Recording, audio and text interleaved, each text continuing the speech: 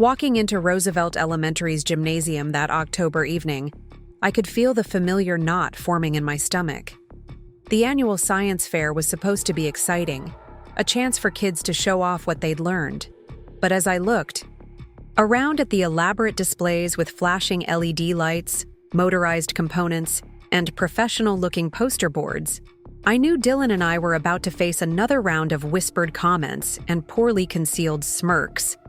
My name is Sarah Mitchell, and I'm a single mother raising my 12-year-old son Dylan in Millbrook, Ohio. I work as a library assistant, which means I know the value of knowledge, but don't exactly have the budget for fancy science fair supplies. While other parents were dropping hundreds of dollars at hobby stores and hiring tutors to help with their children's projects, Dylan and I were scavenging materials from thrift shops and the local scrapyard. But before we jump back in, tell us where you're tuning in from, and if this story touches you, make sure you're subscribed, because tomorrow I've saved something extra special for you. The gymnasium buzzed with excitement as families gathered around the various displays. Colorful streamers hung from the basketball hoops, and tables lined the polished floor, each one showcasing a student's scientific endeavor. Some projects looked like they belonged in a museum, with sleek designs and interactive elements that clearly showed adult intervention. Then there was Dylan's table. In the far corner, almost hidden behind a more impressive robotics display, sat what looked like a collection of junk held together with determination and duct tape. Dylan's project consisted of an old satellite dish he'd found rusting behind Murphy's Electronics, connected to a maze of wires, circuit boards, and what appeared to be parts cannibalized from ancient computers. The whole contraption was mounted on a rickety wooden frame that Dylan had built himself, and beside it sat a notebook filled with hand-drawn diagrams and calculations that only he seemed to understand. The project was titled Listening to the Stars, a Budget Radio Telescope, written in Dylan's careful cursive on a piece of poster board that had seen better days. Compared to the sleek presentations around it, Dylan's work looked like exactly what it was, the passionate project of a curious kid working with whatever he could find. Dylan stood beside his creation, fidgeting with the hem of his button-down shirt. I'd bought it at the secondhand store specifically for tonight, and while it was clean and pressed, it still looked slightly too big on his thin frame. His dark hair was neatly combed, and he wore his only pair of dress shoes, the ones we'd bought for school pictures 2 years ago that were getting tight but would have to last another year. As parents and students began circulating through the displays, I noticed the pattern immediately. Families would approach Dylan's table, glance at his project with barely concealed amusement, and quickly move on to something more impressive. A few children stopped to ask questions, genuinely curious about what Dylan had built, but their parents would gently guide them away with comments like, "Let's look at something else," or "We should see all the projects." Jennifer Walsh, the PTA president whose son Brandon had built an elaborate volcano that actually erupted with perfectly timed lights and sounds, was holding court near the center of the room. She wore a crisp blazer and had that confident smile of someone who always got what she wanted. When she spotted Dylan's table, her expression shifted to something between pity and disapproval. "Oh dear," I heard her say to Mrs. Henderson, a school board member whose granddaughter had created a working weather station complete with digital displays. "That poor boy. Someone should have told him this wasn't a recycling project." Mrs. Henderson chuckled, not bothering to lower her voice. "Well, you can't expect much when—" She trailed off, but the meaning was clear. "When the mother works at the library and shops at thrift stores. When there's no father in the picture to provide guidance or financial support. When you're not one of us." Dylan had heard them too. I could tell by the way his shoulders tensed and how he stared down at his notebook instead of looking at the approaching judges. The science fair was judged by a panel of local professionals, 2 high school science teachers, an engineer from the water treatment plant, and tonight's special guest judge, Dr. Elena Rodriguez, an astrophysicist from NASA who happened to be visiting her sister in town. "Don't listen to them," I whispered to Dylan as I placed my hand on his shoulder. You know what you built here is amazing. And it was amazing, even if nobody else seemed to recognize it. Dylan had spent the past 3 months researching radio astronomy, teaching himself programming, and engineering his own version of equipment that professional observatories used.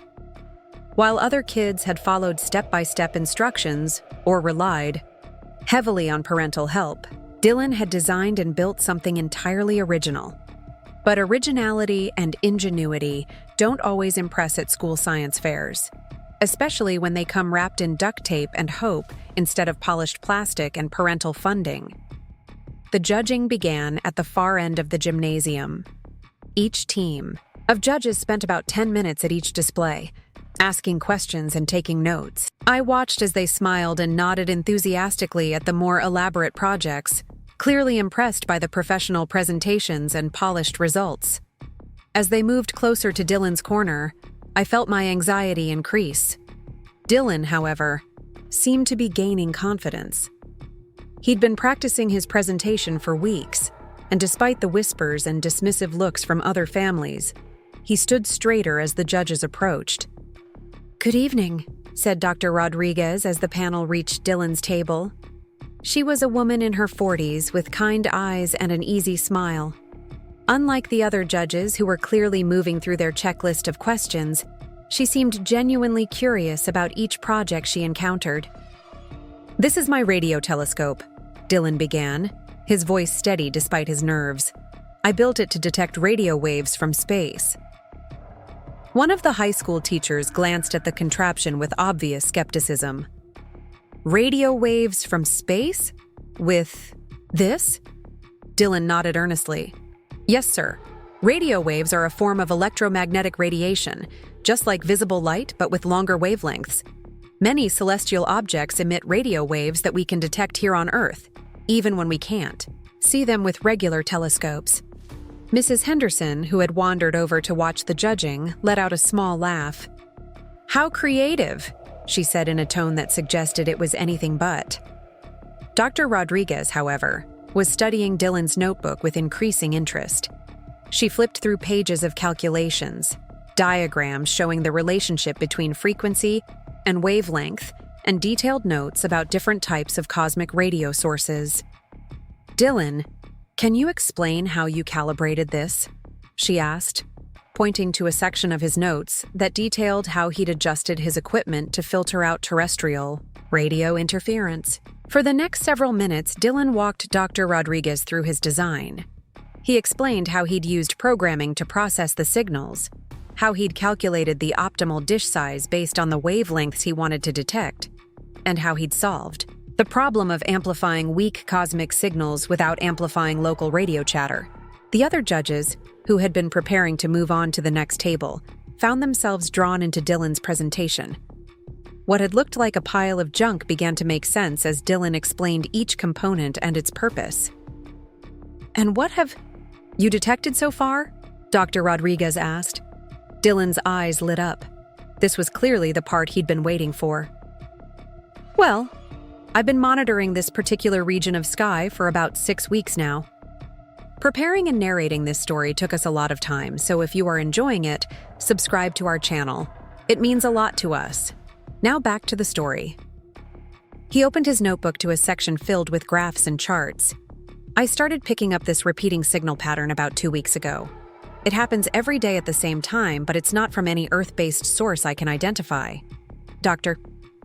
Rodriguez studied the data Dylan had collected, her expression growing more serious. "Dylan, have you shown this to anyone else?"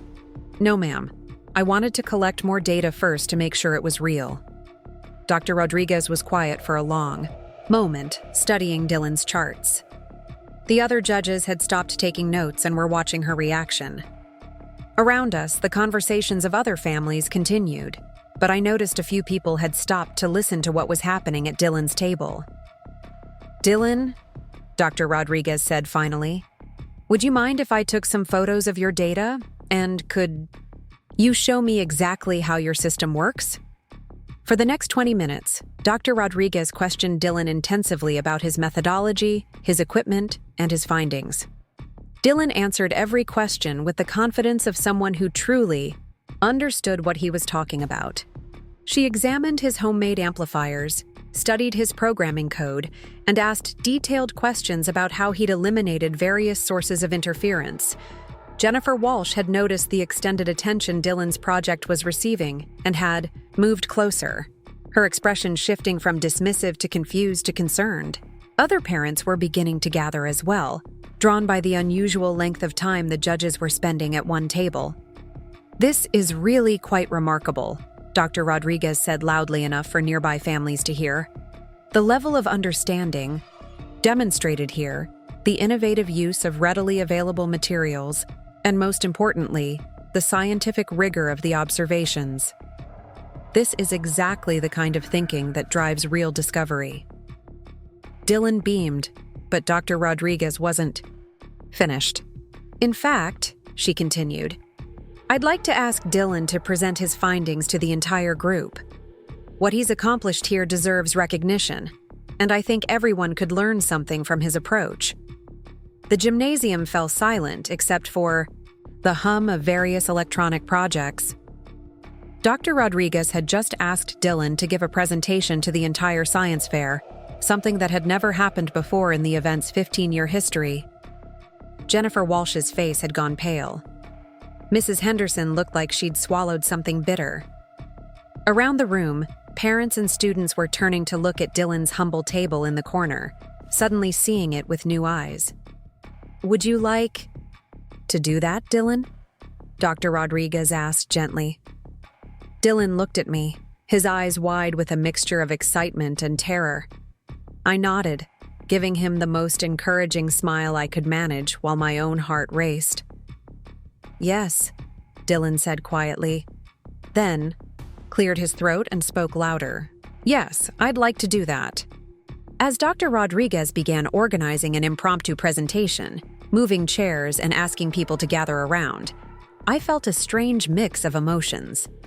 Pride in Dylan's incredible accomplishment, vindication after months of watching him be overlooked and underestimated, and a deep gratitude that someone had finally recognized what I'd known all along. My son wasn't just smart, he was extraordinary. But most of all, I felt a fierce protectiveness as I watched the same people who had dismissed Dylan 20 minutes earlier now pushing forward to get better seats for his presentation. They wanted to be close to the action now, to be part of. The story of the brilliant young scientist they'd always known was special. Dylan stood beside his duct-tape telescope, waiting as the crowd settled. In a few minutes, he would share his discovery with a room full of people who had written him off. He would prove that innovation and brilliance don't always come wrapped in expensive packaging. And as his mother, I couldn't have been prouder to watch him prepare to show them all what a truly homemade project could accomplish when it was built, with curiosity, determination, and love for the stars. Dr. Rodriguez moved to the front of the gathering crowd, her voice carrying the authority of someone accustomed to addressing scientific conferences. "Ladies and gentlemen, if I could have your attention, please. We have something truly exceptional to share with you tonight." The gymnasium buzzed with curious murmurs as families repositioned themselves for a better view. Brandon Walsh's elaborate volcano, which had been the center of attention just minutes before, now sat forgotten as everyone turned toward Dylan's corner. I watched Jennifer Walsh's expression shift from confusion to something approaching panic as she realized the hierarchy of the evening was being completely upended. Dylan stood frozen beside his project, overwhelmed by the sudden attention. The same people who had walked past his table with barely a glance were now studying him with intense interest. Mrs. Henderson had positioned herself in the front row, her previous dismissive comments apparently forgotten as she prepared to witness whatever had captured Dr. Rodriguez's enthusiasm. "Dylan Mitchell," Dr. Rodriguez announced, "has accomplished something remarkable. At just 12 years old, using materials that cost less than $50, he has built a functioning radio telescope that has detected what appears to be an unidentified celestial radio source." A ripple of surprise went through the crowd. I saw parents exchanging glances, some skeptical, others suddenly paying attention in a way they hadn't before. Dylan's teacher, Ms. Patterson, who had been helping judge the lower grade displays, hurried over to hear what was happening. Now, I know some of you might be thinking that this looks like a collection of spare parts, Dr. Rodriguez continued with a gentle smile. But that's exactly what makes Dylan's achievement so impressive. Real science isn't about having the most expensive equipment. It's about understanding principles, solving problems creatively, and being persistent enough to see a project through to meaningful results. Dylan cleared his throat softly, and Dr. Rodriguez nodded encouragingly. Dylan, would you like to start by explaining how radio astronomy works for those who might not be familiar with it? Dylan took a deep breath, and I could see him drawing on the confidence he'd shown during their earlier conversation. Radio astronomy is like regular astronomy, but instead of looking at light we can see with our eyes, we listen to radio waves that objects in space send out. Lots of things in the universe emit radio waves, pulsars, galaxies, even the leftover radiation from the Big Bang. He gestured toward his contraption, which suddenly looked less like junk and more like the sophisticated instrument it actually was. This satellite dish collects radio waves and focuses them, kind of like how a telescope collects light. The waves go through these circuits here. He pointed to a section of his equipment, which amplify the signal and convert it into data that my computer can understand. Jennifer Walsh leaned forward, her previous skepticism replaced by grudging interest. But how do you know you're detecting space signals and not just, someone's wireless router? Dylan nodded, clearly pleased by the question. That's exactly the problem I had to solve. The Earth is full of radio signals from cell phones, Wi-Fi, radio stations, all sorts of things. So I had to figure out how to filter those out. He opened his notebook to a page covered with frequency charts and calculations. I programmed the system to ignore all the frequency ranges used by human technology, and I cross-referenced the timing of signals with star charts to make sure they were coming from specific coordinates in space, not from somewhere on Earth. Dr. Rodriguez watched the crowd's reaction with interest. The skeptical expressions were gradually giving way to something approaching respect.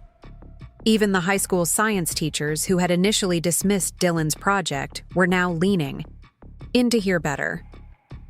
The most exciting part, Dylan continued, gaining momentum, is this signal I've been tracking. He flipped to his data section, showing page after page of carefully plotted graphs. It's coming from coordinates in the constellation Cygnus, and it repeats every 23 hours and 56 minutes. 23 hours and 56 minutes, Dr. Rodriguez repeated, her voice carrying a note of significance that made several people in the crowd take notice. Does anyone know why that timing might be important? There was silence from the gathering. Even the high school teachers looked uncertain. That's a sidereal day, Dylan explained. It's how long it takes for the Earth to rotate relative to the stars, not the sun. If a signal repeats every sidereal day, it means it's coming from a fixed point in space, not from something moving in our solar system.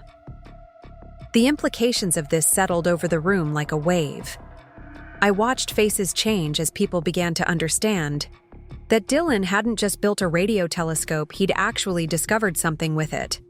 Mrs. Henderson, who had earlier made jokes about recycling projects, raised her hand tentatively.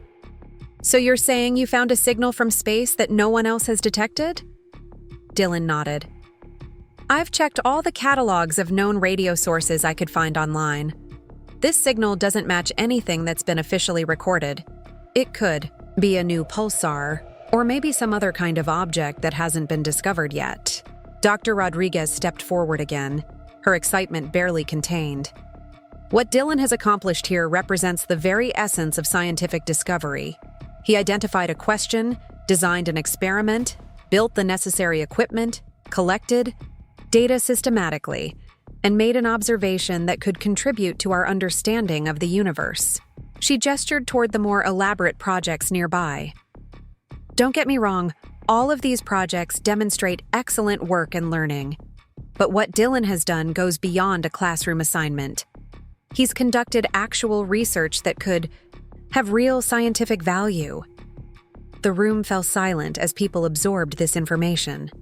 I could see parents mentally recalculating their assumptions, students looking at Dylan with new respect, and even Jennifer Walsh appearing somewhat chagrined by her earlier dismissiveness.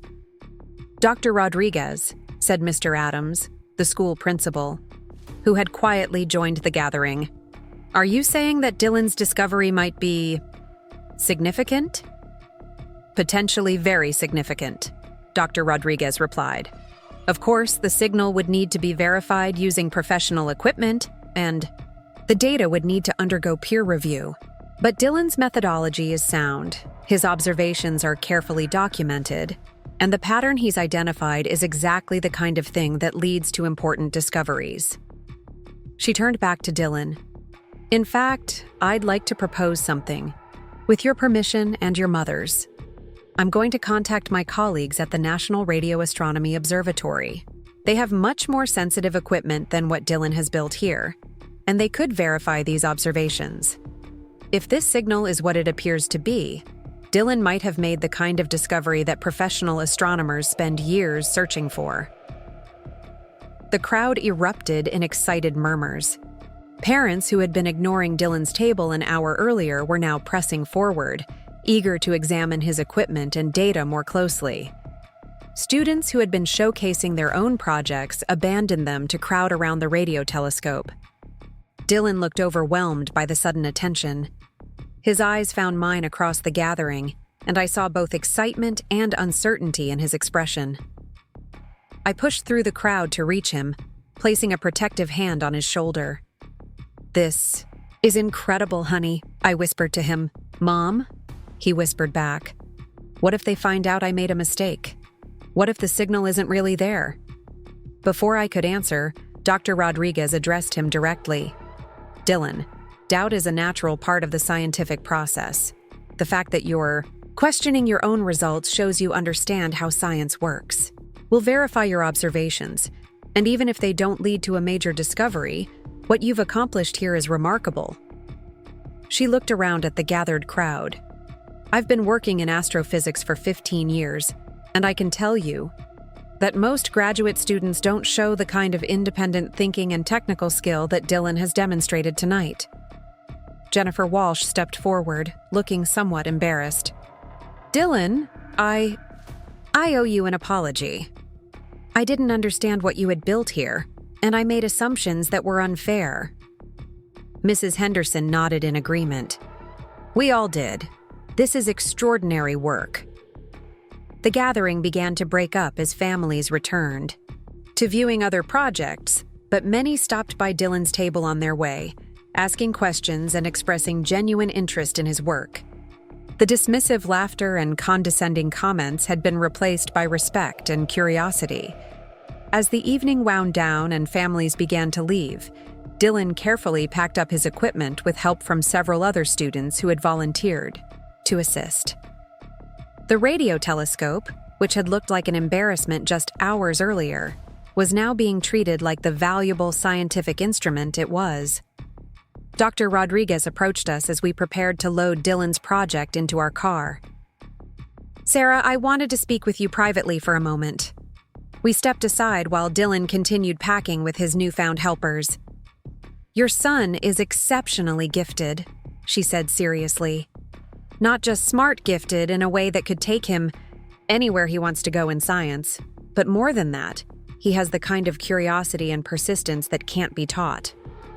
I felt a surge of pride mixed with concern. I've always known Dylan was special, but we don't exactly have the resources for advanced programs or specialized schools. "Resources help," Dr. Rodriguez acknowledged, "but they're not everything. Dylan has something more valuable than expensive.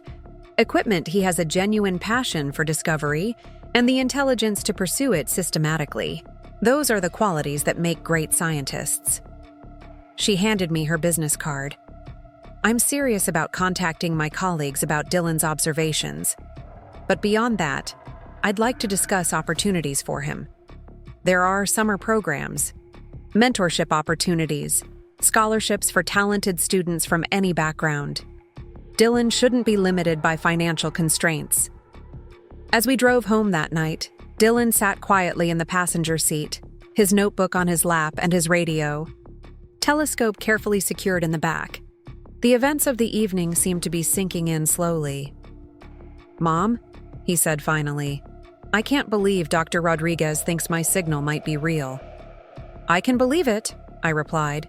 "You worked hard, you were thorough, and you never gave up even when people didn't take you seriously." I thought everyone was going to laugh at me again.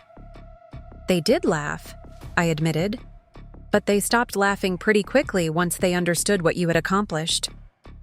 Dylan was quiet for a moment, then said, "Do you think Dad would have been proud?" My heart tightened. Dylan rarely mentioned his father, who had left when Dylan was just 3 years old. "I think he would have been amazed," I said honestly, "just like I am every day." When we got home, Dylan immediately set up his radio telescope in its usual spot by the living room window. Even though it was too late to collect data that night, he wanted to make sure everything was still properly calibrated. As I watched him work, carefully checking each connection and reviewing his settings, I realized that something fundamental had changed that evening. Dylan had always been a curious, intelligent child, but he'd also been somewhat isolated, different from his peers in ways that sometimes made social situations difficult. Tonight, he had found his place. He had discovered that being different, being the kid who built things from salvaged parts and spent hours studying the stars, wasn't something to hide or apologize for. It was something extraordinary. The next few days brought a flurry of activity. Dr. Rodriguez had indeed contacted her colleagues at the National Radio Astronomy Observatory, and they were eager to verify Dylan's observations. Local news outlets picked up the story of the 12-year-old amateur astronomer who had potentially discovered a new celestial radio source. Dylan handled the attention with characteristic thoughtfulness, always emphasizing that his discovery would need to be confirmed by professional equipment before anyone could be certain of its significance. But the scientific community was taking notice, not just of his possible discovery, but of his methodology and approach. The same science fair that had started with whispered jokes about recycling projects had ended with a young boy showing an entire community what real scientific achievement looked like. And as his mother, I couldn't help but think that this was just the beginning of Dylan's journey into the stars he loved so much to study. The phone calls started early Monday morning. Our old landline, which rarely rang except for telemarketers, began buzzing before 7 a.m. The first was from Channel 9 News, then the local paper, followed by what seemed like every radio station in a 50-mile radius. Word of Dylan's discovery had spread beyond our small town of Millbrook faster than I could have imagined. Dylan sat at our small kitchen table, mechanically eating his cereal while I fielded call after call. He seemed more bewildered than excited by the attention, occasionally glancing up from his bowl with an expression that asked whether this was really happening to us. "Mrs. Mitchell, this is Rebecca Chen from the Columbus Dispatch. We'd love to do a feature story on your son's astronomical discovery. Would this afternoon work for a brief interview?" I cupped my hand over the phone and whispered to Dylan, "Do you want to talk to a newspaper reporter?" He shrugged, which I'd learned to interpret as his way of saying yes when he was nervous about something but knew it was important. "We can do a short interview," I told the reporter. "But please remember he's just 12 years old." By the time Dylan's school bus arrived, we had scheduled interviews with 3 news outlets and received calls from 2 universities asking if Dylan would be interested in participating in their youth astronomy programs. I sent him off to school with strict instructions to let Ms. Patterson know if reporters showed up at Roosevelt Elementary. The irony wasn't lost on me. 2 weeks ago, I'd been bracing myself for the science fair, worried that Dylan's homemade project would invite more of the subtle cruelty we'd grown accustomed to from families like the Walshes. Now those same families were calling our apartment, wanting to set up playdates and study sessions with the boy they'd dismissed so easily. Jennifer Walsh herself had left a voicemail Sunday evening, her tone completely different from the condescending sweetness she'd used at the science fair. "Sarah, I wanted to reach out about Dylan's incredible achievement. Brandon has been talking nonstop about how amazing Dylan's project was, and we'd love to have you both over for dinner sometime. I think the boys could really benefit from each other's friendship." I hadn't returned that call yet. I wasn't sure I ever would. The afternoon interview with the Dispatch went better than I'd expected. Rebecca Chen was a science journalist who understood the technical aspects of Dylan's work well enough to ask meaningful questions. She seemed genuinely impressed by his methodology and the detailed records he'd kept of his observations. "Dylan, can you walk me through what made you think to look for radio signals specifically?"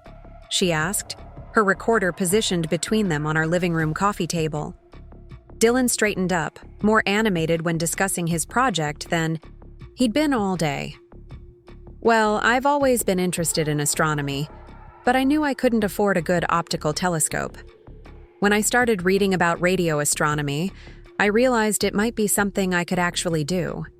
Radio waves can pass through clouds and atmosphere better than light, so you don't need perfect weather or a really dark location."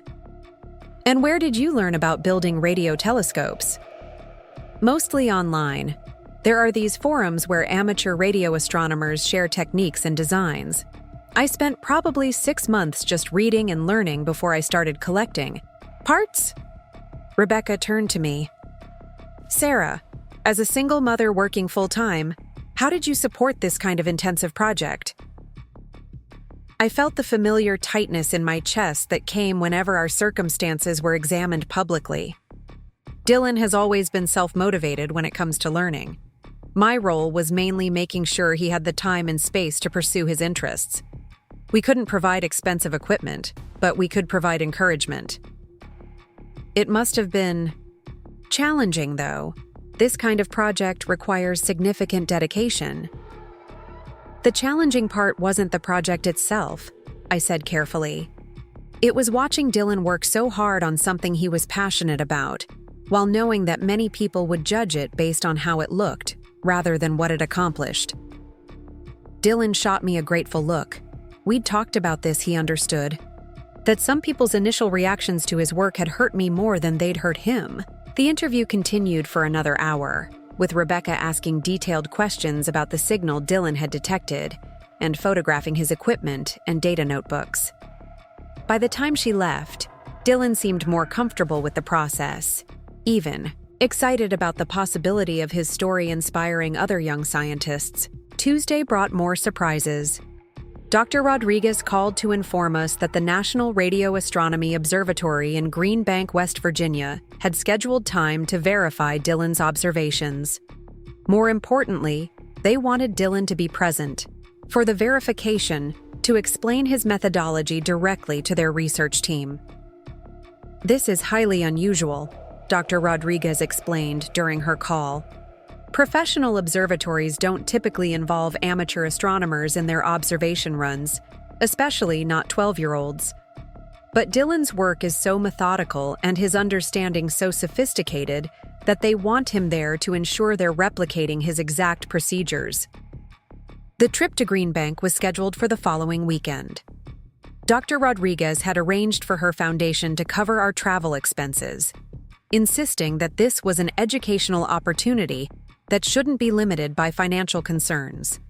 That evening, as Dylan and I researched the Green Bank Observatory online, reading about its massive radio dishes and groundbreaking discoveries, he looked up from my laptop with an expression I'd never seen before. "Mom, are you sure this is really happening?" "What do you mean?" "I mean, a week ago I was just the weird kid with the junk science project. Now professional astronomers want to check my work. It feels like maybe I was dreaming the whole thing." I sat down beside him, putting my arm around his shoulders. "It's happening because what you did was real, Dylan. The signal you detected, the work you put in, the intelligence you showed, that's all real. People are paying attention now because they finally understand what I've always known about you." "What's that?" "That you're extraordinary." The rest of the week passed in a blur of preparations.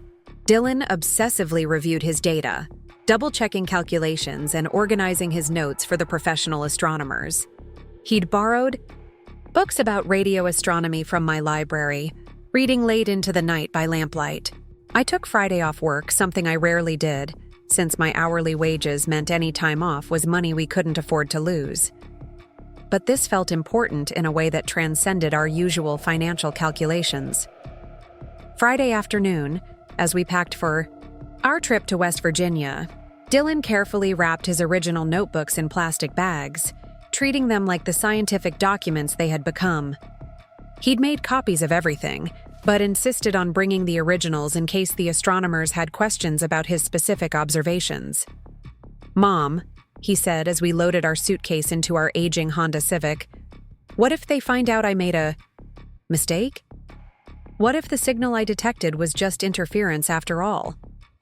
I'd been wondering the same thing, but seeing his anxiety made me realize how important it was to keep my own doubts in check. Then we'll learn something from that too. Either way, you've already accomplished something amazing by building functioning equipment and following proper scientific procedures. But what if people go back to thinking I'm just the weird kid? I stopped packing and turned to face him. Directly. "Dylan, listen to me. You've never been just anything. You've always been remarkable, creative, and intelligent. What happened at the science fair didn't change who you are. It just helped other people see what was already there." The drive to Green Bank took most of Saturday. Dylan spent the trip alternating between reading astronomy journals Dr. Rodriguez had sent him and staring out the window at the changing landscape. As we drove deeper into the National Radio Quiet Zone, where electronic devices were restricted to prevent interference with radio astronomy, he perked up with excitement. "Look, Mom," he said, pointing ahead. "You can see the dishes." The Robert C. Byrd Green Bank telescope loomed in the distance, a massive white structure that dwarfed everything around it. Dylan's eyes widened as we got closer, taking in the scale of the professional equipment he'd been dreaming about for years. Dr. Rodriguez met us at the visitor center, along with Dr. James Parker, the observatory's director, and Dr. Amanda Foster, a research scientist who specialized in transient radio sources. They welcomed Dylan with a respect that seemed genuine, not the condescending kindness adults sometimes showed gifted children. "Dylan, we've been looking forward to meeting you," Dr. Parker said as he shook Dylan's hand. "Your methodology shows a level of sophistication that impressed everyone on our team." "Doctor." Foster nodded in agreement. "I've been working with radio telescopes for 20 years, and I was struck by how you solved the interference problem. Your approach to filtering terrestrial signals was remarkably elegant." Dylan beamed at the praise, but I could see he was also overwhelmed by being in such a professional environment. The lobby of the Science Center was filled with images of cosmic phenomena and models of radio telescopes, representing decades of cutting-edge research. "Would you like to start with a tour?" Dr. Rodriguez suggested. "We thought you might enjoy seeing how professional radio astronomy works before we begin the verification observations." The tour was unlike anything Dylan had experienced. We walked through control rooms filled with banks of computers processing signals from across the universe. Dr. Foster explained how the massive dishes could be pointed with incredible precision, tracking celestial objects as they moved across the sky. "The principles are the same as your telescope," she told Dylan as they stood in the control room overlooking the main dish. "We're just working at a much larger scale, with more sensitive equipment." Dylan asked technical questions that impressed even the researchers. He wanted to understand signal processing algorithms, calibration procedures, and how professional astronomers distinguished between cosmic signals and terrestrial interference. His questions weren't those of a curious child, they were the questions of someone who genuinely understood the science and wanted to learn more. "Dylan," Dr. Parker said, "I have to ask, where did you learn so much about radio astronomy? This level of understanding typically takes years of study." "I've been reading everything I could find for about 2 years," Dylan replied. Started with basic physics books from Mom's library, then moved on to online courses and research papers. There's so much information available if you know where to look. And you understood the research papers? Dr. Foster asked, clearly surprised. Most of them. Sometimes I had to look up a lot of terminology, and the math was challenging, but the basic concepts made sense once I understood the underlying physics. I watched the astronomers exchange glances. They were realizing, just as Dr. Rodriguez had at the science fair, that Dylan wasn't just a bright kid with a science project. He was someone with a genuine, deep understanding of their field. That evening, over dinner at a local restaurant, the conversation continued. Dylan peppered the researchers with questions about their current projects, recent discoveries, and the future of radio astronomy. They, in turn, wanted to understand more about his background, his interests, and his plans for the future. Dylan, have you thought about what you want to study in college? Dr. Parker asked. I want to be an astrophysicist, Dylan answered without hesitation. I want to understand how the universe works, maybe discover new things about space. You're already discovering new things, Dr. Foster pointed out. Tomorrow we'll find out whether you've detected a genuine astronomical phenomenon. But regardless of the results, what you've accomplished shows real scientific thinking. The next morning, we gathered in the control room for the verification observations. Dylan sat between Dr. Foster and Dr. Rodriguez, watching as the massive radio telescope turned toward the coordinates he'd specified in his notes. We're going to replicate your exact observation parameters, Dr. Foster explained as she entered. Data into the computer system. Same frequency ranges, same pointing direction, same integration time. If your signal is there, we should see it. Dylan's hands were clasped tightly in his lap, and I could see the tension in his shoulders. This was the moment that would determine whether his discovery was real or whether he'd misinterpreted his data somehow. The observation began, and we waited.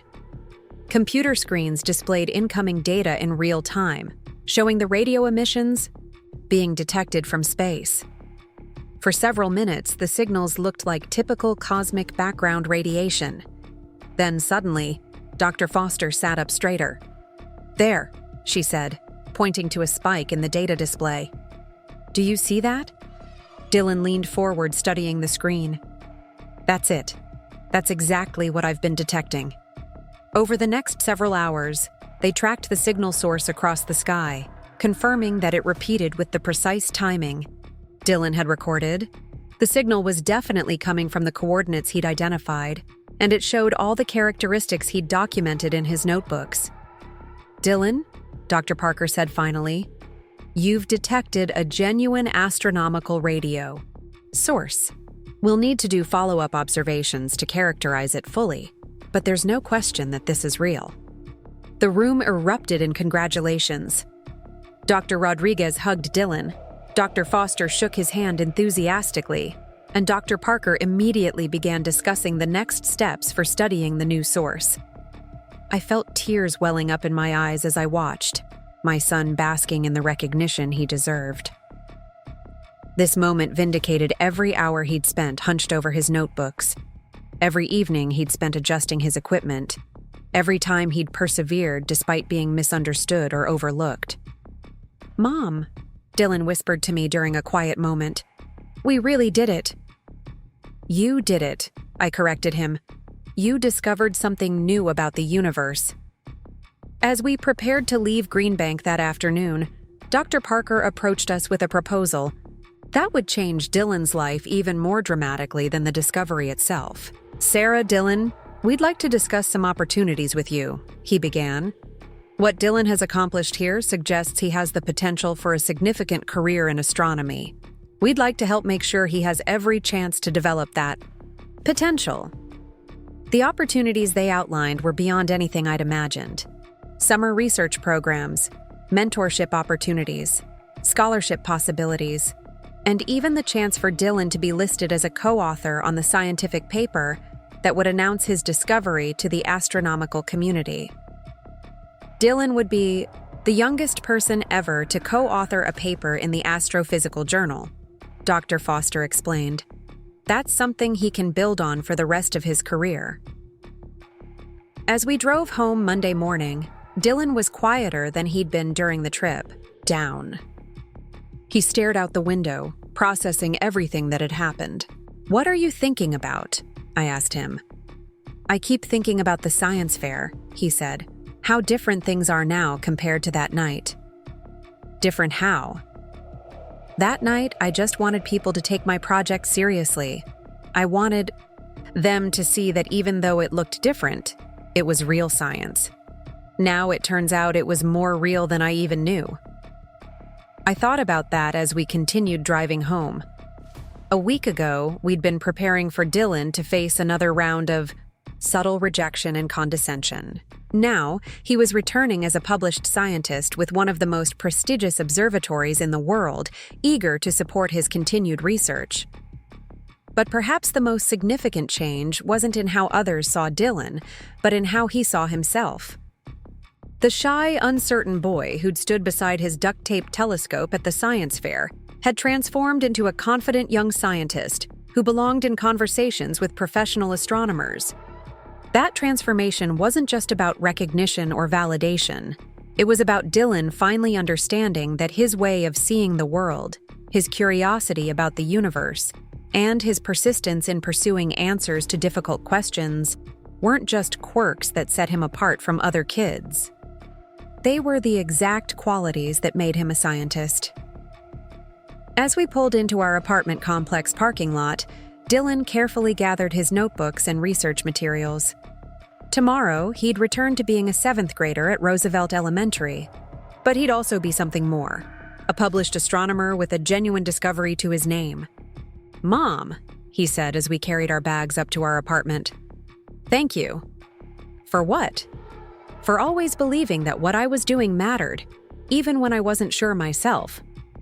I hugged him tightly, remembering all the evenings I'd watched him work on his project, all the times I'd worried that other people's dismissiveness might discourage him from pursuing his interests. Now I knew that we'd weathered that challenge together, and Dylan had emerged not just unscathed, but triumphant. That night, as Dylan set up his radio telescope in its familiar spot by the living room window, he moved with a new confidence. He was no longer just hoping to detect something interesting. He was continuing his research as a recognized member of the scientific community, contributing to humanity's understanding of the cosmos, one observation at a time. 6 months later, I stood in the back of the auditorium at the University of Ohio's astronomy department, watching Dylan address a room full of graduate students and faculty members. He wore a button-down shirt we'd bought for the occasion, and though he still looked young among the sea of adult faces, he spoke with the authority of someone who truly belonged there. "The signal shows a period of exactly 23 hours, 56 minutes, and 4 seconds, Dylan explained, clicking through slides that displayed his data alongside verification observations from Green Bank. "This suggests the source is either a pulsar with an unusually stable rotation period, or possibly a previously unknown type of variable radio source." Dr. Margaret Chen, the department chair, raised her hand. "Dylan, can you elaborate on why you chose those specific frequency ranges for your initial observations?" "I wanted to focus on frequencies that would penetrate Earth's atmosphere effectively, but weren't heavily used by terrestrial sources," Dylan replied without hesitation. The 1 to 10 gigahertz range offered the best compromise between sensitivity and interference avoidance with my equipment limitations. I marveled at how naturally Dylan fit into this environment. The same boy who had eaten lunch alone just 6 months ago was now fielding questions from professors and holding his own in scientific discussions that would challenge most adults. The paper announcing Dylan's discovery had been published in the Astrophysical Journal 3 weeks earlier. Detection of a novel periodic radio source in Cygnus listed Dylan Mitchell as second author, making him the youngest person ever to co-author a paper in the prestigious journal. The discovery had been covered by Science magazine, National Geographic, and dozens of other publications worldwide. But the real change hadn't been in the external recognition. It had been in Dylan himself, and in how our entire community had shifted to accommodate the reality of who he actually was. At Roosevelt Elementary, Dylan had been moved into an accelerated program that allowed him to take high school-level physics and mathematics courses online. Ms. Patterson, his former teacher, had become one of his strongest advocates, working with the school administration to create an individualized learning plan that challenged him appropriately. "Sarah?" a voice behind me said softly. I turned to see Dr. Foster, from Green Bank, who had driven up for Dylan's presentation. "How are you holding up through all this?" It was a thoughtful question. The past 6 months had been a whirlwind of opportunities, interviews, and dramatic changes to our quiet life. Dylan had been invited to speak at conferences, participate in research programs, and even appeared on a national morning show to discuss his discovery. "Some days, I feel like I'm trying to keep up with a rocket ship," I admitted. But watching him thrive like this, it's everything I hoped for and more than I ever imagined. Dylan had finished his formal presentation and was now surrounded by small groups of students and faculty, all eager to discuss the technical details of his work. I watched him explain his signal processing techniques to a graduate student who was working on a similar project, his enthusiasm evident in every gesture. "He's remarkable," Dr. Foster observed. "I've worked with a lot of young scientists over the years, but Dylan has something special. That combination of technical skill and genuine curiosity. It's what makes the great discoverers." After the presentation, we joined the astronomy department for a reception in Dylan's honor. Faculty members and students mingled in the department's common room, with Dylan's discovery being discussed alongside current research projects and future observational plans. Dr. Chen approached us with a proposal that would once again change the trajectory of Dylan's education. "Sarah, we've been discussing Dylan's situation with our colleagues in the physics department. We'd like to offer him a chance to audit some of our undergraduate courses next semester." She explained that while Dylan was still too young for formal enrollment, the university was willing to create a special program that would allow him to take advanced courses while maintaining his connection to Roosevelt Elementary for social development and age-appropriate activities. "It's unusual," she acknowledged. "But then again, Dylan is an unusual case. We want to make sure he has every opportunity to develop his talents without missing out on typical adolescent experiences." Dylan looked to me with hopeful eyes. We'd discussed the possibility of accelerated education, but I'd been concerned about him missing important social milestones. This program seemed to offer a balance between academic challenge and normal teenage life. "What would that look like practically?" I asked. Dylan would attend regular classes at Roosevelt Elementary in the morning, then come here for physics and mathematics courses in the afternoon. We'd provide transportation and ensure his schedule allows for extracurricular activities with peers his own age. The opportunity was incredible, but I could see Dylan was nervous about my response. We'd always made these decisions together, and he knew I prioritized his overall well-being over academic achievement. "What do you think, Dylan?" I asked. "I'd love to try it," he said carefully, "but only if we can make sure it doesn't take over everything. I still want time for my radio telescope project." Dr. Chen smiled. "Actually, we'd encourage you to continue that work. Dr. Foster and I have been discussing the possibility of giving you access to our radio astronomy lab for follow-up observations." The conversation continued as we toured the department's facilities. Dylan's eyes lit up when he saw the professional-grade equipment available to students, and I could practically see him imagining future research projects. As we drove home, that evening, Dylan was unusually quiet. He stared out the window at the passing landscape, processing the day's events. "Penny for your thoughts," I said. "I keep thinking about how different things are now," he replied. 6 months ago, I was just hoping people would take my science fair project seriously. Now professors want me to audit their courses and use their equipment. How does that make you feel? He considered this carefully, as he did most questions, about emotions. Excited, but also kind of scared. What if I'm not really as smart as everyone thinks? What if I just got lucky with the discovery? I'd learned that Dylan's moments of self-doubt usually came after periods of intense recognition. Despite all the external validation, he still sometimes struggled to believe in his own abilities. Dylan, luck didn't build that radio telescope. Luck didn't teach you signal processing. Luck didn't make you spend months collecting and analyzing data. What you accomplished was the result of intelligence, hard work, and persistence. But what if I can't live up to everyone's expectations? It was a mature concern for a 12-year-old, and one that showed how thoughtfully he approached the opportunities being offered to him. The only expectations that matter are your own, I told him. If you keep pursuing what interests you and working hard, you'll continue to accomplish amazing things. But you don't owe anyone a specific outcome. Over the following weeks, Dylan began his hybrid schedule, splitting time between elementary, school, and university courses. The arrangement worked better than anyone had expected. His Roosevelt Elementary friends were excited about his achievements rather than resentful, and the university students treated him with a respect that acknowledged both his abilities and his age. Jennifer Walsh, who had become a different person entirely since the science fair, made a point of stopping me at the grocery store one afternoon. "Sarah, I wanted to apologize again for how I behaved at the science fair," she said, looking genuinely embarrassed. "I've been thinking a lot about that night, about how quick I was to judge Dylan's project without understanding what he'd actually accomplished." "We all make assumptions sometimes," I replied diplomatically. "No, it was more than that.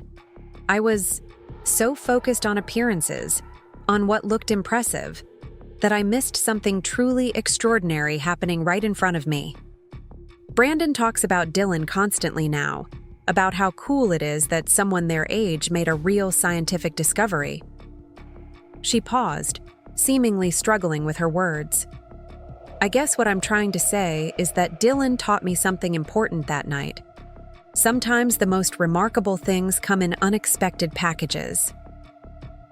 These conversations became more common as Dylan's story spread through our community.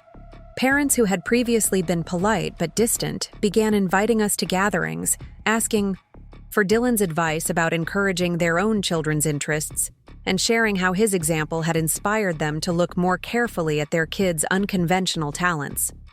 The transformation wasn't limited to individual families. Roosevelt Elementary created a new program for gifted students, recognizing that traditional measures of academic achievement might miss children with exceptional abilities in specific areas. The science fair was restructured to emphasize innovation and independent research rather than polished presentations.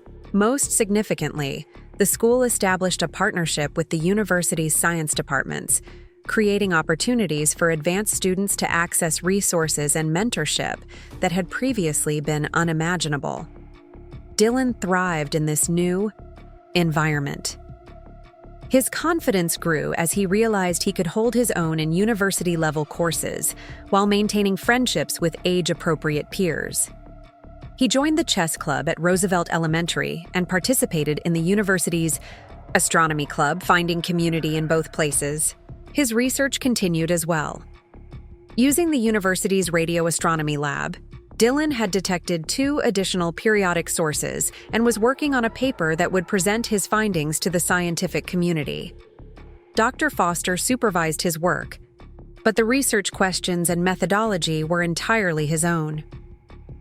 "Mom," Dylan said one evening as we walked through campus after one of his physics labs, "do you ever wonder what would have happened if Dr. Rodriguez hadn't been at the science fair that night?" It was a question I'd pondered myself. So much of Dylan's transformation seemed to hinge on that single moment of recognition. "I think someone would have eventually noticed what you were doing," I said. "Maybe it would have taken longer. Maybe it would have happened differently. but talent like yours has a way of being recognized eventually. But what if it hadn't? What if I'd just kept working alone, and no one ever realized the signal was real? Then you still would have been doing real science, learning, growing, and following your curiosity. The recognition is wonderful, but it's not what makes you a scientist. Dylan nodded thoughtfully. I used to think becoming a scientist meant getting to the point where people took you seriously. Now I realize I was already a scientist before anyone recognized it. This insight marked a crucial shift in how Dylan saw himself. He'd moved beyond seeking external validation to understanding that his identity as a scientist came from within, from his approach to understanding the world rather than from awards or recognition. As spring arrived, Dylan faced another milestone: graduation from elementary school. The ceremony was small, held in the Roosevelt Elementary gymnasium where his life had changed so dramatically 6 months earlier. Principal Adams called Dylan to the stage to receive a special recognition for his scientific achievements. As he stood at the podium where Dr. Rodriguez had first announced his discovery, Dylan looked comfortable and confident in a way that would have been impossible just a year earlier. I want to thank everyone who supported me, Dylan said into the microphone, his voice carrying clearly through the gymnasium. But mostly, I want to say that science is all around us. You don't need expensive equipment or perfect conditions to make discoveries. You just need curiosity and the willingness to keep asking questions.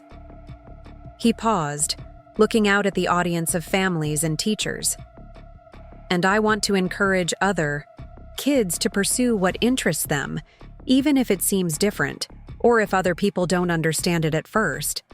Sometimes the most important discoveries come from the most unexpected places. The applause was thunderous. I looked around the room and saw many of the same faces that had dismissed Dylan's project just months earlier, now beaming with pride and genuine admiration. After the ceremony, as families gathered for photos and congratulations, Dylan was surrounded by classmates and their parents. But unlike previous school events, he wasn't standing awkwardly on the sidelines. He was at the center of conversations, explaining his current research to interested adults and making plans with friends. For summer activities, Ms. Patterson approached us as the crowd began to thin. Sarah, I wanted to tell you how proud I am of Dylan and how much he's taught me about recognizing and nurturing different kinds of intelligence. She turned to Dylan. You've shown all of us that learning doesn't always look the way we expect. Is too? Thank you for that lesson. As we walked to our car that evening, carrying Dylan's graduation certificate and the special award for scientific achievement, I reflected on the remarkable journey we'd taken together. The shy, isolated boy who had built a radio telescope from scrap parts had become a confident young scientist with a bright future ahead of him. But perhaps more importantly, he'd helped transform an entire community's understanding of what potential looks like and how it should be nurtured. Are you ready for high school? I asked as we drove home. Dylan smiled, an expression of quiet confidence that had become familiar over the past months. I think so. It's going to be different being able to take advanced courses from the beginning instead of having to prove myself first. Different how? Better different. I get to start as someone whose abilities are already recognized instead of as the weird kid with strange interests. That night, as Dylan set up his original radio telescope for what had become his nightly observation routine, I watched him work with a sense of deep satisfaction. Despite all the changes in our lives, despite the recognition and opportunities, he hadn't lost his fundamental curiosity about the universe. If anything, success had deepened his commitment to understanding the cosmos. He approached his observations with the same methodical care he'd always shown, but now with the confidence that came from knowing his work had value and meaning. Mom, he called from his spot by the window.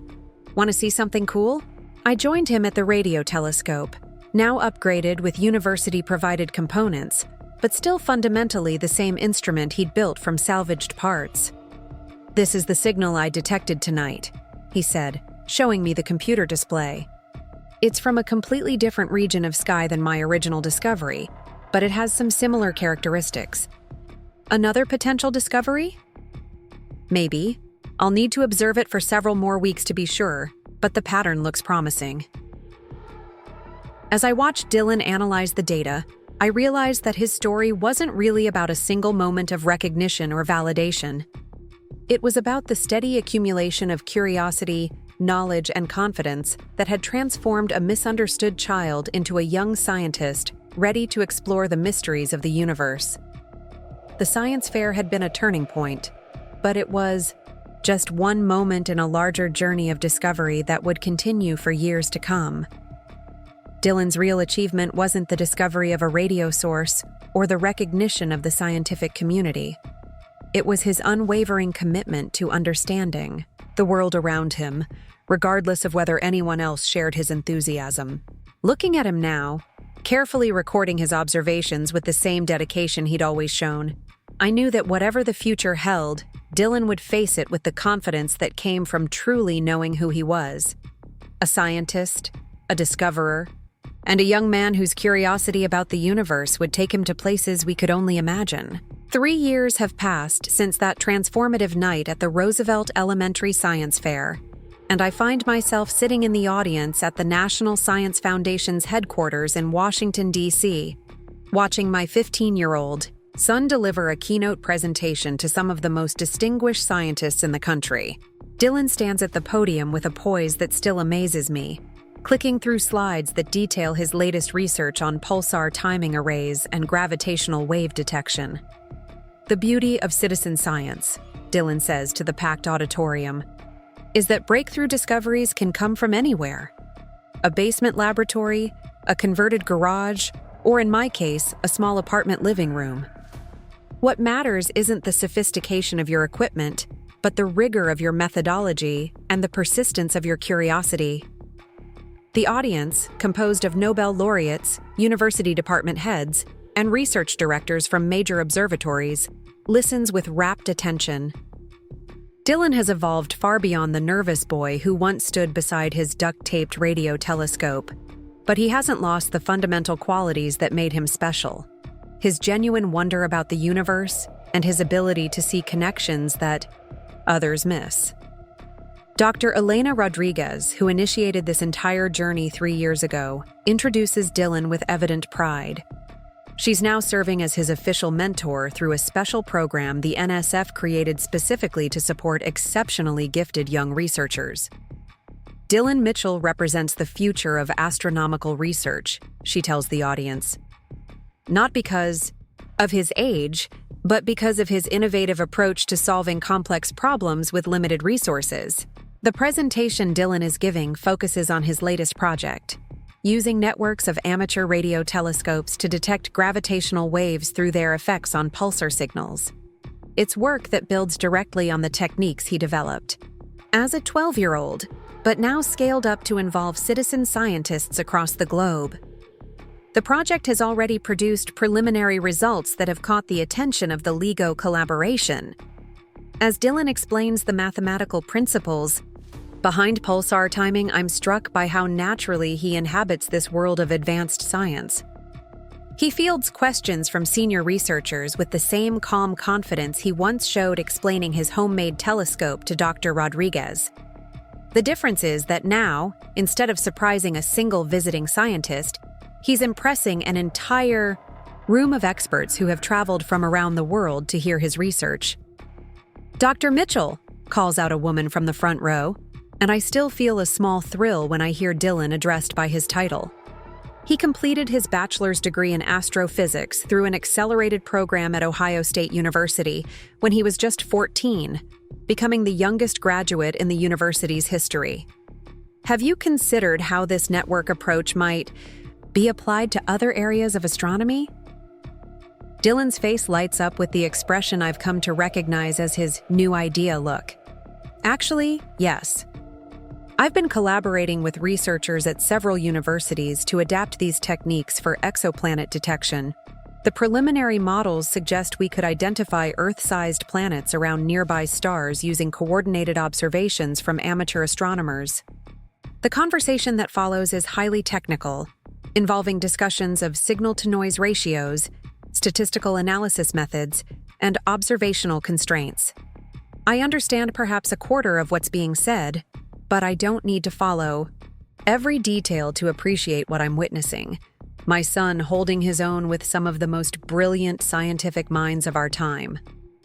After the presentation, during the reception hosted by the NSF, Dylan mingles easily with the gathered scientists. He's grown tall and lanky over the past 3 years, though he still has the thoughtful expression that characterized him as a child. He listens more than he speaks, asking incisive questions and absorbing information with the same intensity he once brought to reading research papers at our kitchen table. Dr. Sarah Chen, now the director of the Atacama Large Millimeter Array in Chile, approaches him with excitement. "Dylan, I've been following your work on pulsar networks. We'd love to have you spend some time with us next summer, if you're interested. There are several projects you could contribute to, and I think you'd find our observational capabilities fascinating." It's the 4th major observatory to extend such an invitation to Dylan this year. The Arecibo Observatory, despite its recent reconstruction challenges, has offered him a permanent research position. The Very Large Array in New Mexico wants him to lead a citizen science initiative. The Square Kilometer Array project has invited him to join their design team for next-generation radio telescopes. Each opportunity represents a dream that most astronomers spend decades working toward. For Dylan, they're simply options among many as he decides how to focus his research efforts. "I appreciate the offer, Dr. Chen," Dylan responds thoughtfully. "Could I visit for a week or two before making a commitment? I want to make sure any extended collaboration would be mutually beneficial." His approach to these opportunities has impressed me as much as his scientific achievements. Despite being courted by prestigious institutions around the world, Dylan remains grounded and thoughtful about his choices. He's learned to evaluate opportunities not just for their prestige, but for how well they align with his research interests and personal values. As the evening progresses, I find myself in conversation with other parents and family members who've accompanied the honored researchers. Many share stories of their own children's academic journeys, but I notice they speak with a mixture of admiration and concern that I recognize from my own experience. "It must be challenging," observes Dr. Martinez's mother, whose son won a Nobel Prize in chemistry the previous year, "watching your child navigate a world designed for adults when they're still essentially teenagers." She's touched on something I've wrestled with throughout Dylan's accelerated development. While his intellectual capabilities have opened extraordinary doors, he's still a 15-year-old dealing with typical adolescent challenges, forming friendships, developing independence, and figuring out who he wants to become beyond his scientific identity. The hardest part, I admit, is making sure he doesn't lose himself in all the expectations and opportunities. Everyone wants to help guide his career, but I worry that too much external input might pull him away from the curiosity that drives his best work. How do you handle that? I try to remember that my job isn't to manage his career, but to help him stay true to himself. When he was 12, he built a radio telescope because he wanted to understand the universe. That motivation hasn't changed, even though everything else has. Across the room, Dylan is engaged in animated conversation with Dr. Yuki Tanaka, a theoretical physicist whose work on dark matter detection has revolutionized the field. They're sketching equations on napkins, completely absorbed in their discussion. Dylan's enthusiasm is evident in his gestures, and Dr. Tanaka is clearly enjoying the conversation with someone who can keep pace with his ideas.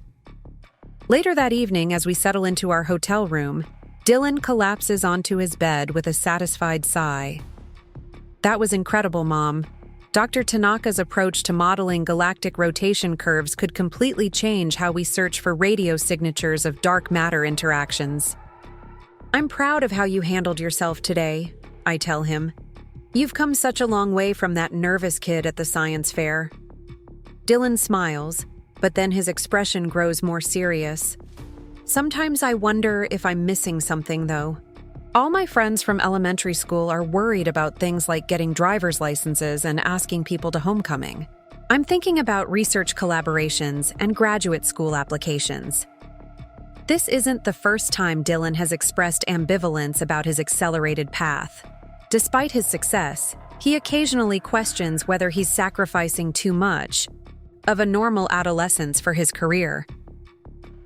"Do you regret the choices we've made?" I ask gently. "No," he says after thinking for a moment. "I love what I do, and I can't imagine being happy spending my time on typical teenage activities. But sometimes I feel like I'm living in two different worlds, and I don't completely belong in either one." It's a mature observation that reflects how thoughtfully Dylan approaches not just scientific problems, but the challenge of building a fulfilling life. We talk for another hour about balance, about the importance of developing relationships outside of science, and about making sure his identity isn't entirely defined by his achievements. The next morning brings another milestone. Dylan's interview with the selection committee for the International Young Scientist Fellowship, a program that provides full funding for promising researchers to pursue graduate studies at any institution worldwide. At 15, he would be the youngest person ever selected for the fellowship, but his qualifications are undeniable. The interview takes place in a conference room at the NSF building, with Dylan facing a panel of 5 distinguished scientists from different fields. I wait outside, trying to read a book, but finding myself distracted by wondering how he's handling the pressure. Dr. Rodriguez joins me in the waiting area. "How are you feeling about all this?" she asks. "Proud, excited, terrified," I say honestly. Sometimes I feel like I'm watching someone else's life unfold. 3 years ago, I was a single mother working at the library, worried about affording school supplies. Now I'm sitting outside a room where my teenage son is interviewing for one of the most prestigious fellowships in science. "You've handled it remarkably well." Dylan stayed grounded despite all the attention and opportunities. That doesn't happen by accident. When Dylan emerges from the interview an hour later, he looks thoughtful but relaxed. "How did it go?" I ask. "Really well, I think." They asked interesting questions about my research goals and how I want to contribute to the scientific community. Dr. Kim asked about my long-term vision for citizen science networks, and I got to talk about democratizing access to astronomical research. We spend the rest of the day touring the Smithsonian's National Air and Space Museum. Dylan has visited many times before, but he still enjoys explaining exhibits to other visitors, particularly children who show interest in astronomy. I watch him patiently answer an 8-year-old's questions about black holes with the same care he gives to conversations with senior researchers. "Dylan's really smart," the child tells her parents as they move on to the next exhibit. "He knows everything about space." "He reminds me of another young astronomer I knew," I say quietly. 2 weeks later, we receive the call. Dylan has been selected for the International Young Scientist Fellowship. The news brings congratulations from colleagues around the world and interview requests from science journalists, but Dylan takes it in stride. He's learned to view such recognition as validation of his work rather than a definition of his worth. More importantly, the fellowship provides him with the freedom to pursue his research without institutional constraints. He's decided to spend the first year working with 3 different observatories, learning their methodologies and contributing to ongoing projects. The second year will be devoted to developing his own research program, with mentorship from scientists he's met through his various collaborations. The announcement of Dylan's fellowship selection makes national news, with several major publications running feature stories about the boy genius who discovered a new astronomical phenomenon with homemade equipment. Dylan handles the media. Attention professionally, using interviews as opportunities to advocate for science education and citizen research. The most important thing, he tells a reporter from Science magazine, is that young people understand they don't need permission to be scientists. If you're curious about how the world works, start investigating. Ask questions, design experiments, and don't let anyone tell you you're too young or that your equipment isn't sophisticated enough. The interviews inevitably ask about his unusual path and early success, but Dylan consistently redirects the focus to the work itself and its broader implications for scientific research. During this period, our hometown of Millbrook organizes a celebration in Dylan's honor. The event takes place at Roosevelt Elementary, in the same gymnasium where his journey to recognition began. The space has been transformed with banners and displays showcasing Dylan's achievements, but the centerpiece of the celebration is something unexpected: his original radio telescope, carefully preserved and mounted as a permanent exhibit. Principal Adams, who has become one of Dylan's strongest advocates, addresses the gathered crowd. 3 years ago, a young student stood in this gymnasium with a project that looked different from all the others. Some people didn't take it seriously at first, but Dylan taught us all an important lesson about recognizing potential in unexpected forms. The celebration includes presentations by Dylan's former teachers, testimonials from classmates who were inspired by his example, and remarks from Dr. Rodriguez about the importance of supporting gifted young scientists. But the most moving moment comes when Dylan himself takes the stage. 3 years ago, I stood in this room feeling nervous and uncertain, Dylan begins.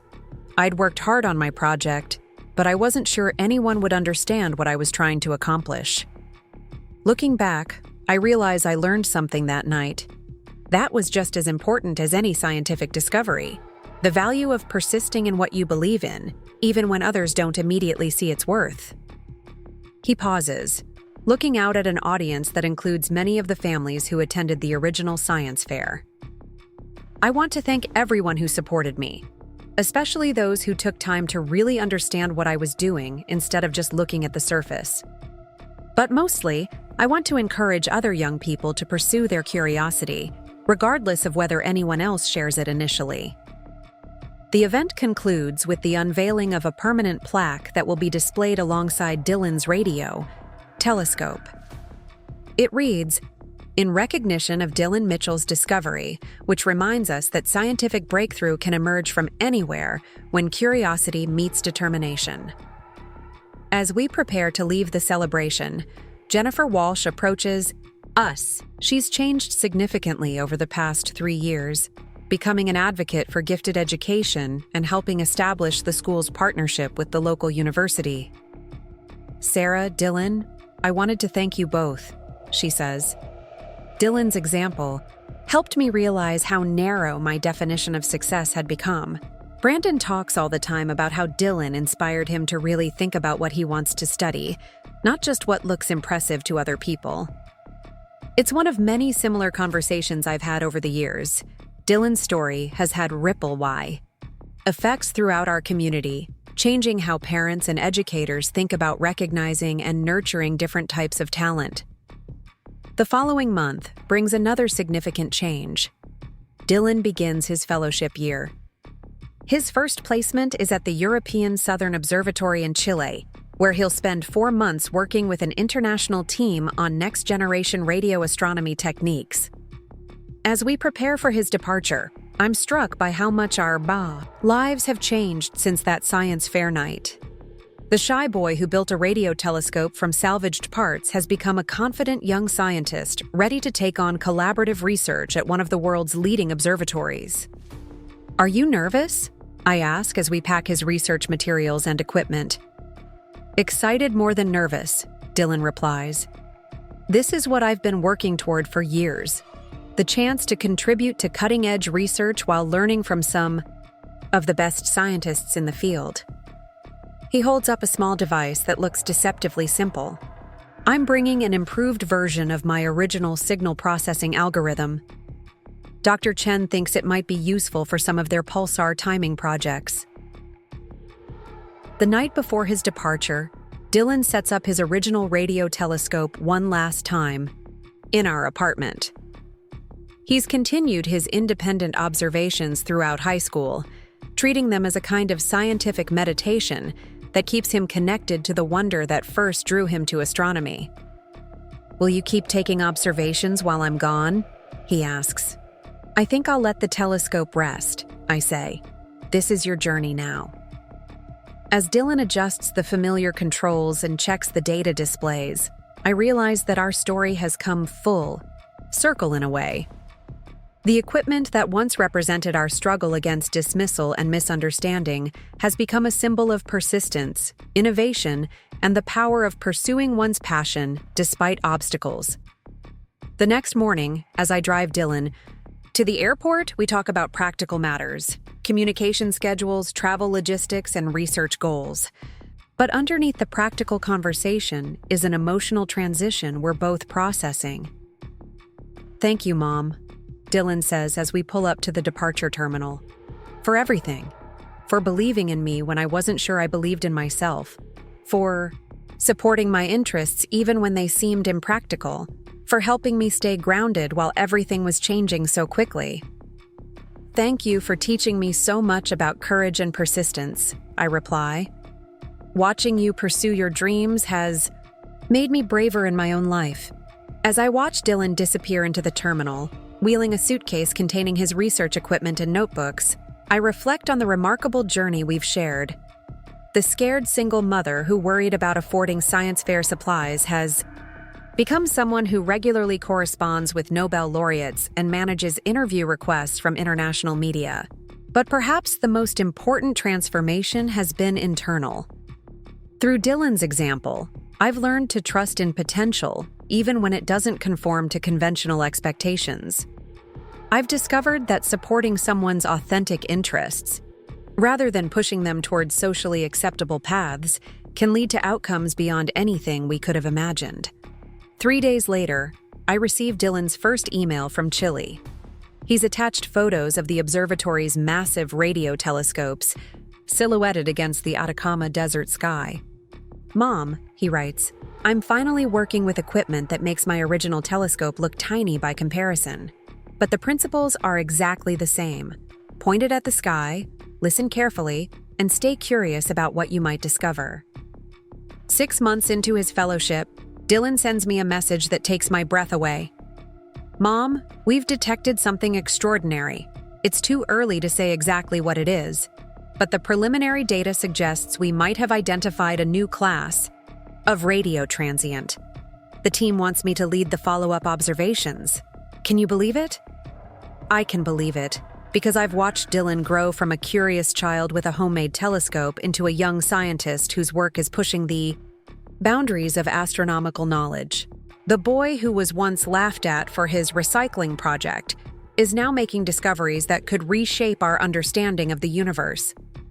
But what matters most to me isn't the prestige or recognition. It's that Dylan has found a way to live authentically, pursuing questions that fascinate him and contributing to humanity's knowledge in the process. He's living proof that extraordinary things can emerge from the most ordinary circumstances when curiosity meets determination. The latest letter I received from Dylan was different from his usual research updates. "Mom," he wrote, "I've been thinking a lot about that science fair night and everything that followed. I realize now that the real discovery wasn't the radio signal I detected. It was learning that being different isn't something to apologize for. It's something to celebrate and cultivate. I want to spend my career not just making discoveries, but helping create a world where every curious kid with an unconventional idea gets the chance to pursue it." That message captures everything I've hoped for Dylan. Not just professional success, but the wisdom to use his gifts in service of something larger than himself. As I sit in our apartment, now quiet without the hum of radio telescope equipment, I look forward to seeing how Dylan will use his platform to open doors for the next generation of young scientists. The story that began with duct tape and determination in a small-town science fair has evolved into something none of us could have predicted. But at its heart, it remains a simple story about the power of persistence, the importance of looking beyond surfaces, and the extraordinary things that can happen when someone is given the chance to shine. Dylan's journey continues, taking him to observatories and laboratories around the world. But the lessons he's taught our community about recognizing and nurturing potential will resonate for generations. Sometimes the most profound discoveries come not from the most expensive equipment or prestigious institutions, but from a curious mind willing to ask different questions and persist in finding answers. 10 years have passed since that remarkable evening at Roosevelt Elementary's science fair, and I stand now in the audience of the Stockholm Concert Hall, watching my 25-year-old son accept the Nobel Prize in Physics. Dylan Mitchell, whose journey began with a humble radio telescope built from scrap materials in our small apartment, has just become the youngest recipient in the history of the award.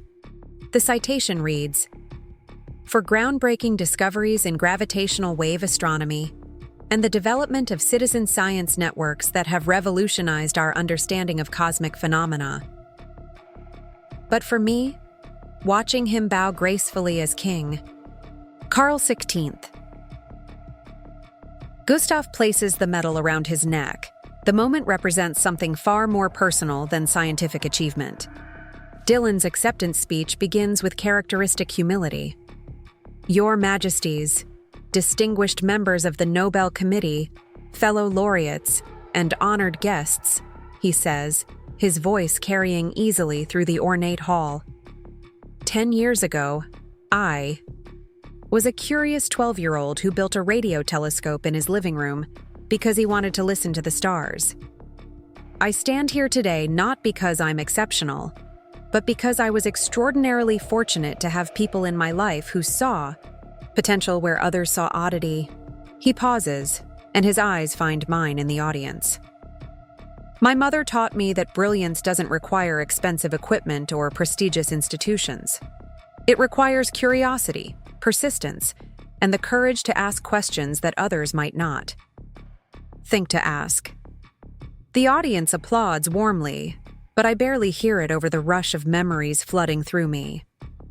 I remember Dylan hunched over his makeshift equipment, recording observations night after night. I remember the whispered comments at that long-ago science fair, the transformation that occurred when Dr. Rodriguez recognized what he had accomplished, and the long journey that followed. Dylan's Nobel Prize was awarded for his role in detecting the first definitive evidence of primordial gravitational waves, ripples in space-time left over from the Big Bang itself. His network of citizen scientists, now spanning 6 continents and involving thousands of amateur astronomers, provided crucial confirming observations that validated the discovery made by professional observatories. But the path to this moment hasn't been straightforward. After his fellowship year, Dylan faced a choice that many young prodigies encounter, whether to follow a traditional academic track or forge his own path. He chose something unprecedented, establishing the Open Sky Institute, a research organization dedicated to democratizing access to scientific discovery. "The universe belongs to all of us," Dylan had told me when he first proposed the idea. "Why should cosmic discoveries be limited to those with access to multi-million-dollar facilities?" The Institute, now headquartered in a renovated warehouse in Millbrook, yes, the same small Ohio town where Dylan's journey began, coordinates global networks of amateur astronomers, provides training and equipment to underserved communities, and has made breakthrough discoveries that rival those of traditional observatories. Dylan's approach to science has challenged fundamental assumptions about how research should be conducted. Instead of guarding data and methods within elite institutions, he's created open-source systems that allow anyone with curiosity and dedication to contribute to cutting-edge research. The impact has been transformative not just for astronomy, but for how society thinks about expertise and knowledge creation. During the Nobel Week events leading up to tonight's ceremony, Dylan has given lectures attended by students from around the world. I had the privilege of sitting in on his presentation to young scientists yesterday, where he spoke with the same passion he's always brought to discussions about the cosmos. Science isn't about being the smartest person in the room, he told the eager audience. It's about being the most curious person in the room and having the persistence to follow that curiosity wherever it leads. Some of my most important discoveries have come from questions asked by amateur astronomers who approach problems without preconceptions about what's possible. One young student, perhaps 15 years old, raised her hand. Dr. Mitchell, how do you handle people who don't believe your discoveries because you work outside traditional institutions? Dylan smiled, and I could see him remembering his own experiences with skepticism and dismissal. I let the data speak for itself. Good science stands on its own merits, regardless of where it comes from. The universe doesn't care whether a discovery is made in a prestigious laboratory or someone's backyard. It cares whether the discovery is true. The conversation continued for 2 hours, with Dylan patiently answering questions about everything from technical details of gravitational wave detection to advice on pursuing unconventional career paths. His warmth and accessibility reminded me of the boy who once built a radio telescope because he wanted to understand the stars. After the lecture, we walked through Stockholm's historic Gamla Stan district, enjoying a rare moment of privacy before the evening's ceremony. Dylan, despite his international recognition, has retained the thoughtfulness and groundedness that characterized him as a child. "Mom," he said as we paused near the royal palace, "I've been thinking about something. All of this, the prize, the recognition, the institute's success, it started because you believed in me when I was just a kid with a weird hobby." "You were never just a kid with a weird hobby," I replied. "You were always a scientist. It just took the rest of the world a while to catch up. But you saw it first. When everyone else was focused on how my project looked, you were focused on what I was trying to accomplish. That made all the difference." Our conversation was interrupted by a group of young astronomy students from the University of Stockholm who had recognized Dylan despite his attempt to explore the city anonymously. They approached respectfully, clearly starstruck, but uncertain how to begin the conversation. "Excuse me, Dr. Mitchell," one of them ventured. "We're all studying astrophysics, and your work has been a huge inspiration. Would you mind if we asked you a few questions?" Dylan's face lit up with genuine enthusiasm. "Of course, but only if you'll let me ask you some questions too. I'm always curious about what young scientists are working on." What followed was an impromptu symposium on a Stockholm street corner, with Dylan engaging the students in discussions about their research projects, career goals, and scientific interests. He listened to each student with the same attention he'd once given to professional astronomers, asking probing questions and offering encouragement. One student mentioned struggling with family pressure to pursue a more practical career. "My parents don't understand why I want to study space," she said. "They think it's impractical to spend time on things so far away when there are problems here on Earth." "I understand that feeling," Dylan responded. "But studying the universe helps us understand our place in it, and many astronomical discoveries have practical applications we never anticipated. GPS satellites, for instance, wouldn't work without our understanding of relativistic effects discovered through astronomy." He paused thoughtfully. "More importantly, pursuing what you're passionate about isn't impractical, it's essential. When you work on something you truly care about, you'll persist through challenges that would stop someone who's just going through the motions." As we continued our walk, I marveled at how naturally Dylan connected with these young scientists. Despite his achievements and the attention they've brought, he's remained accessible and genuinely interested in nurturing the next generation of researchers. The evening's Nobel ceremony was a culmination of everything Dylan has worked toward, but it was also a beginning. In his acceptance speech, he announced the establishment of the Dylan Mitchell Foundation, an organization dedicated to providing resources and opportunities for young scientists from underrepresented communities. "Every curious mind deserves the chance to explore the universe," Dylan declared to the distinguished audience. The foundation will ensure that a child's economic circumstances or geographic location won't limit their ability to pursue scientific discovery. The foundation's first major initiative will establish discovery centers in underserved communities worldwide. These centers will provide access to scientific equipment, training programs, and mentorship opportunities, all designed to replicate the kind of environment that allowed Dylan to flourish despite initial skepticism and resource limitations. But perhaps the most meaningful part of Dylan's Nobel Week wasn't any of the official events. It was the quiet ceremony we held at Roosevelt Elementary's new Science Discovery Center, built on the site where Dylan's original science fair had taken place. The center houses a permanent exhibit featuring Dylan's original radio telescope, now carefully preserved as a symbol of how extraordinary discoveries can emerge from ordinary circumstances. But the centerpiece of the new facility is a state-of-the-art radio astronomy lab where students from kindergarten through high school can conduct real research under the guidance of professional mentors. Principal Adams, now in her final year, before retirement, gave a speech that brought tears to many eyes. 10 years ago, we thought we were hosting a simple school science fair.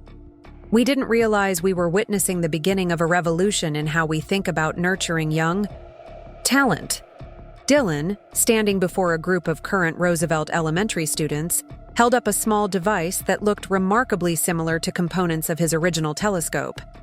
This is a new kind of radio receiver that will let you listen to Jupiter's radio emissions, he explained to the fascinated children. It costs less than $20 to build, but it can teach you the same principles that professional astronomers use to study the most distant objects in the universe. One small boy raised his hand. Dr. Mitchell, were you really smart when you were our age? Or did you have to study a lot? Dylan knelt down to the child's eye level. I was curious, like you probably are about lots of things. The key isn't being smart. It's staying curious and not being afraid to ask questions, even if they seem silly to other people. My dad says asking too many questions is annoying, another child piped up. Then your dad hasn't met the right scientists, Dylan replied with a grin. Good scientists love questions, especially the kinds that make us think in new ways. The interaction continued for another hour, with Dylan demonstrating equipment, answering questions, and encouraging the children to think of themselves as young scientists capable of making their own discoveries.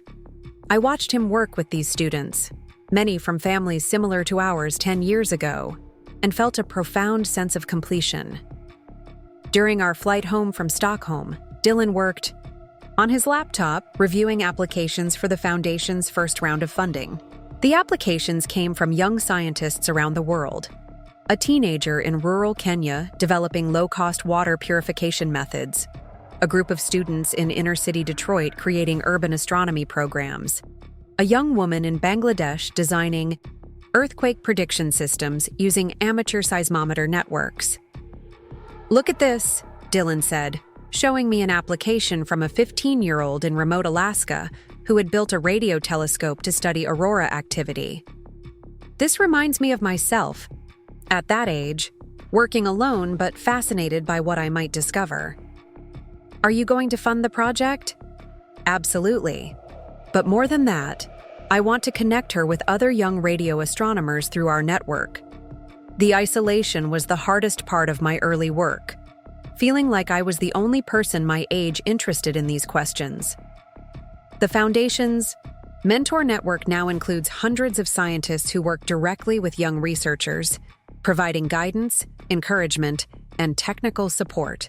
Many are established professionals who were inspired by Dylan's story to give back to the next generation. Dr. Rodriguez, now serving as the Foundation's Director of Scientific Mentorship, has become something of a legend in the field of science education. Her method of recognizing and nurturing unconventional talent has been adopted by schools and science organizations worldwide. Dylan's story changed how I think about my role as a scientist, she told a gathering of Foundation mentors last year. I realized that our obligation goes beyond our own research. We have a responsibility to ensure that the next generation has every opportunity to contribute to human knowledge. The ripple effects of Dylan's work continue to spread in ways we never anticipated. The citizen science movement he helped pioneer has led to discoveries in fields ranging from climate science to medical research. The collaborative, open-source approach he championed has influenced how major research institutions conduct their work. But for our family, the most significant change has been personal. Dylan's success hasn't just opened doors for him, it's transformed our entire community's approach to education and talent development. Roosevelt Elementary now has one of the most innovative science programs in the country, attracting families from across the region. The partnership with local universities that began during Dylan's elementary years has expanded into a comprehensive network supporting gifted students in all disciplines. More importantly, the culture of the school has evolved to value different kinds of intelligence and to look beyond conventional measures of achievement. Teachers are trained to recognize potential in unexpected forms, and the curriculum encourages students to pursue their individual interests with the same rigor traditionally reserved for standardized subjects. Jennifer Walsh, who has become one of my closest friends over the years, now directs the school's Gifted and Talented program. She often speaks about how Dylan's example taught her to examine her own assumptions about success and potential. I was so focused on appearances that I almost missed something extraordinary happening right in front of me, she reflects. Now, I make sure we're looking at what students are actually accomplishing, not just how polished their presentations appear. The science fair that changed Dylan's life has evolved into an annual celebration of innovation and discovery that draws participants from around the world. This year's event featured students from 30 countries, all working on projects that push the boundaries of what young people are expected to accomplish. But the most moving part of each year's science fair is the keynote address given by Dylan's original classmates, now adults pursuing careers inspired by his example. This year, Brandon Walsh, Jennifer's son, who competed against Dylan with his elaborate volcano project, spoke about his work developing sustainable energy systems for rural communities. Dylan taught us that the best projects aren't the ones that look most impressive, Brandon told the audience. They're the ones that solve real problems and expand human knowledge. That lesson has guided every project I've worked on since. As I write this reflection, Dylan is preparing for his next adventure, a 2-year mission to establish the first radio astronomy research station in Antarctica. The project will involve collaboration between professional astronomers and citizen scientists from around the world, using the unique conditions of the South Pole to detect signals that can't be observed from other locations. It's the ultimate extension of my childhood bedroom laboratory, Dylan told me when he first proposed the idea. A place where we can listen to the universe without interference from human-made signals. The Antarctic project exemplifies everything Dylan has worked toward: cutting-edge science conducted collaboratively, with opportunities for participation regardless of institutional affiliation or economic background. The research station will live stream its observations globally, allowing school children in Millbrook to participate in the same research being conducted by scientists at the bottom of the world. Looking back on the decades since that transformative science fair, I'm struck by how much has changed, not just for Dylan and our family, but for the broader scientific community. The barriers between professional and amateur research have become more permeable. The definition of who can be a scientist has expanded. Most importantly, young people around the world have learned that their curiosity and dedication can lead to genuine contributions to human knowledge. Dylan's Nobel Prize represents the culmination of this journey, but it's also a platform for the work that lies ahead. His acceptance speech concluded with words that capture everything he's learned and everything he hopes to accomplish. Science belongs to all of us. Every question asked by a curious child, every observation made by an amateur astronomer, every experiment conducted in a makeshift laboratory, these are the building blocks of human understanding. My greatest hope is that the work I've been honored for today will inspire a new generation of scientists who understand that breakthrough discoveries can come from anywhere, including your own backyard, your own living room, or your own restless curiosity about how the universe works. As I watched Dylan accept his Nobel Prize, surrounded by the world's most distinguished scientists, I thought about the shy 12-year-old who once worried that people would laugh at his homemade project. They did laugh, initially, but Dylan's response to that laughter, persistence, dedication, and unwavering curiosity, transformed not just his own life, but our understanding of what's possible when we nurture unconventional talent. The boy who built a radio telescope from salvaged parts has grown into a man who's shown the world that the most important discoveries often come from the most unexpected places. And that lesson, perhaps more than any scientific breakthrough, may be his most lasting contribution to humanity's quest to understand our place in the cosmos. Tomorrow, Dylan begins preparing for his Antarctic expedition, continuing his lifelong mission to listen to the stars and inspire others to join him in that cosmic conversation. The journey that began with duct tape and determination continues, reaching toward new horizons we can only imagine. But tonight, as I hold his Nobel Prize medal and remember the scared little boy who just wanted people to take his project seriously, I'm filled with gratitude for every moment of this extraordinary journey. Sometimes the most profound changes begin with the simplest desire to understand something wonderful about the world around us. Dylan understood that from the beginning. The rest of us just took a little longer to catch up. Up next, you've got 2 more standout stories right on your screen. If this one hit the mark, you won't want to pass these up. Just click and check them out.